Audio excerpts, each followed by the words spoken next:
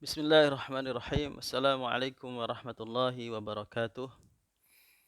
Alhamdulillah bi ni'matihi tatimmu shalihat wa bi fadlihi tatanazzalu ar-rahmatu wal barakat wa bi taufiqihi tatahaqqaqu maqasid wal ghayat.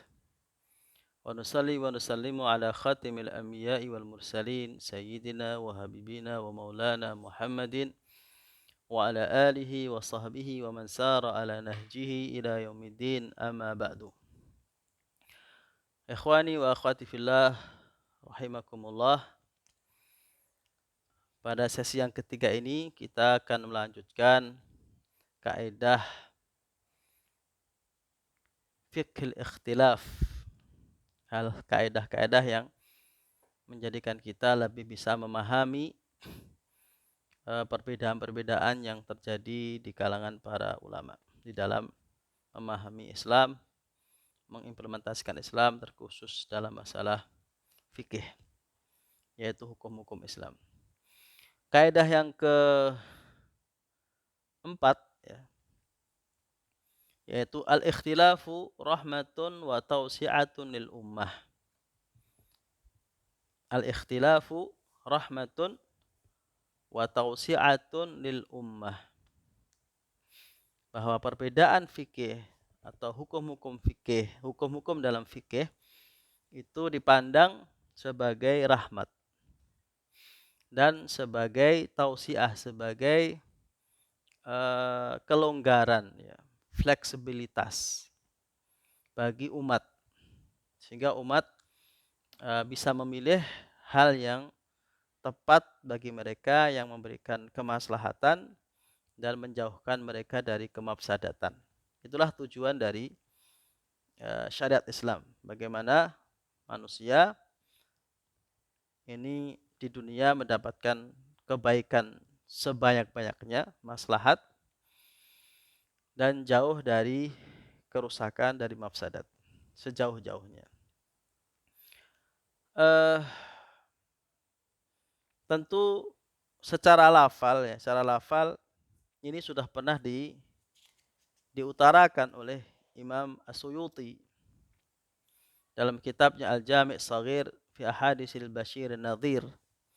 Beliau menyebut ungkapan bahwa ikhtilafu ummati rahmatun. Beliau mengatakan ini adalah hadis, walaupun kemudian banyak ulama yang kemudian memberikan komentar bahwa ini adalah bukan hadis.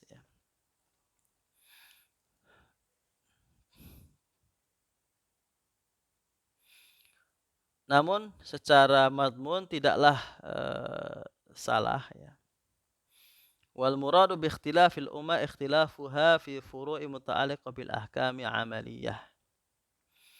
Selama makna dari ikhtilaf itu adalah ikhtilaf furu' yang berkenaan dengan hukum-hukum fikih, yang itu sifatnya implementasi dari dalil-dalil, bukan ikhtilaf yang madmum, bukan ikhtilaf yang madmum, ikhtilaf dalam masalah usul, masalah hal-hal pokok di dalam agama kita.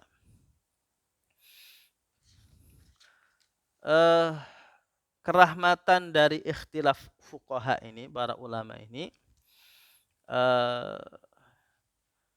nampak dalam beberapa hal, atau disebabkan pertama adalah pendapat madhab atau hasil istihad madhab atau imam madhab. Pertama adalah qad yasluhu li zamanin wa la yasluhu li akhar.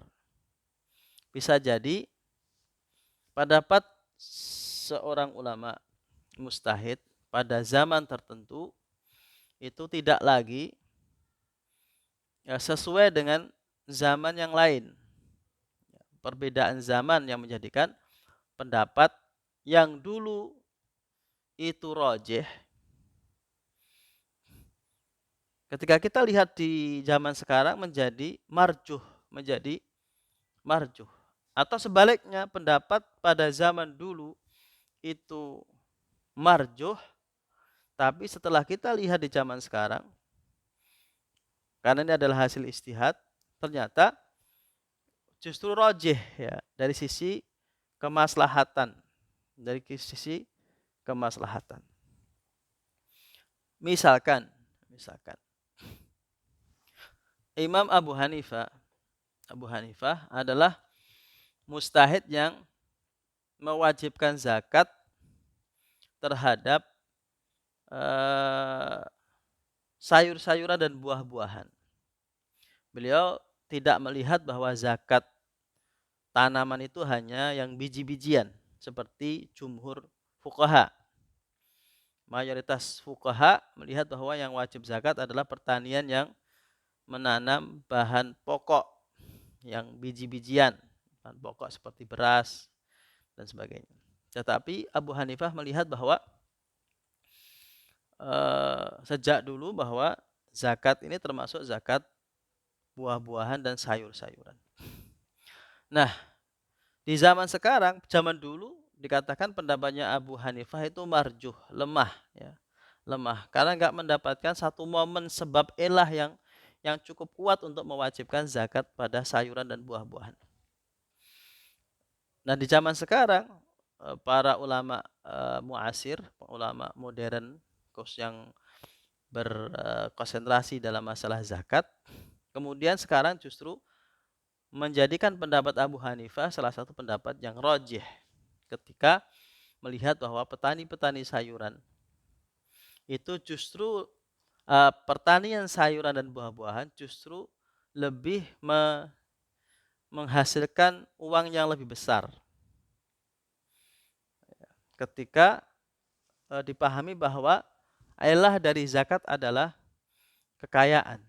Nah, misalkan kayak petani kentang ya, petani kentang tentu sayur-sayuran yang tidak masuk dalam zakat menurut jumhur fuqaha. Kentang misalnya harganya mahal dan menjadi petaninya kaya-kaya dikarenakan kentang itu. Atau rempah-rempah ya, rempah-rempah yang di zaman dulu hanya sebagai selingan, tapi sekarang sudah menjadi satu komoditi yang sangat menjanjikan untuk menjadi petaninya menjadi kaya raya. Misalkan kayak petani di Bangka, petani merica atau itu sangat mahal. Ya, maka para ulama fikih zakat di zaman sekarang lebih melihat bahwa pendapatnya Abu Hanifah itu lebih rojih dari pendapat jumhur yang pada waktu dulu rojih tapi melihat pada zaman sekarang marjuh. Lebih aslah pendapatnya Abu Hanifah. Itu yang pertama. Kenapa perbedaan ulama menjadi fuqaha menjadi rahmat dan kelonggaran dan kenyamanan bagi umat. Sehingga umat ada pilihan-pilihan. Yang kedua adalah qad yahsunu fi bi'atin muayyanatin wa la yahsunu fi ukhra. Yang kedua, pendapat para ulama itu bisa jadi hasil istihad fuqaha itu bagus bagi lingkungan tertentu dan tidak bagus bagi lingkungan yang lainnya. Lingkungan yang lainnya. Masih berkenaan zakat misalkan. Polemik tentang zakat fitrah dengan uang dan bahan pokok makanan. Ya, tentu tidak ada masalah dengan masyarakat pedesaan ya, bahkan mungkin sangat diperlukan bahan makanan. Mungkin di perkotaan sudah kurang relevan di mana orang sekarang membutuhkan untuk lebaran itu tidak bahan makanan ya. Saya merasakan kalau dulu ketika saya masih kecil tuh merasakan betul betapa kebutuhan terhadap beras itu sangat istimewa ya, sangat istimewa. Bahkan saya kecil dulu sempat makan tiwul itu gaplek yang dibikin nanti jadi makanan, atau kadang nasinya dicampur dengan parutan ketela ya, dan beras pun juga masih ingat beras IR ya, beras murah ya. Itu satu yang sangat berharga banget ya,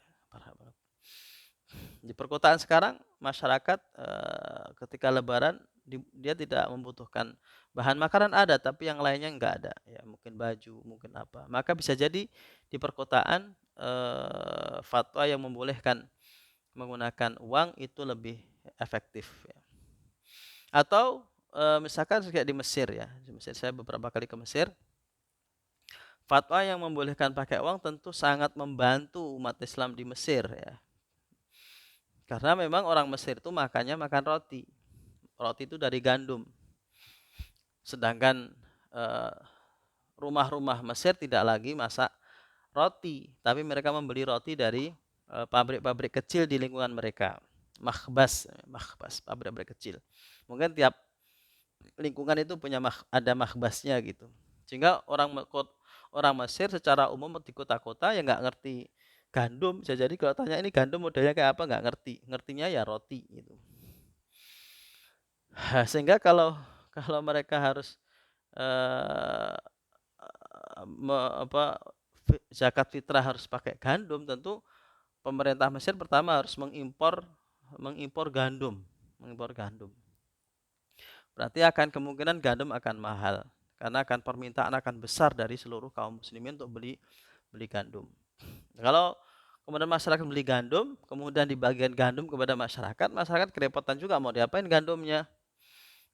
Paling mereka akan jual ke pabrik-pabrik tadi dengan harga tentu ketika banyak stok maka harganya akan murah. Jadi ribet dan kemudian akhir-akhirnya adalah merugikan, tidak memberikan maslahat kepada fakir miskin.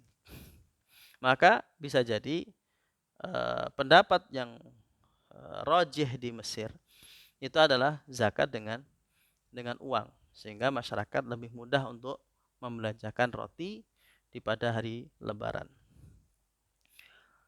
Yang ketiga, kenapa perbedaan itu menjadi satu kebaikan dalam fikih, ya, dan sebagai bentuk kelonggaran bagi umat. Karena yang ketiga adalah walayasunu fi ukhra qad yaliku bi fardin au jama'atin walayaliku bi ghairihim. Yang sebab yang ketiga, bisa jadi sebuah fatwa itu cocok untuk orang-orang tertentu dan tidak cocok untuk orang-orang yang lain. Maksudnya memberikan kebaikan bagi seseorang tapi merugikan bagi orang lain, membahayakan orang lain. Misalkan jamaah haji yang melintasi Yalamlam. Kalau Yalamlam itu, kalau kita pernah belajar fikih ibadah 2 kan, ada haji di sana. Ada di sana mikot ya, tempat orang berangkat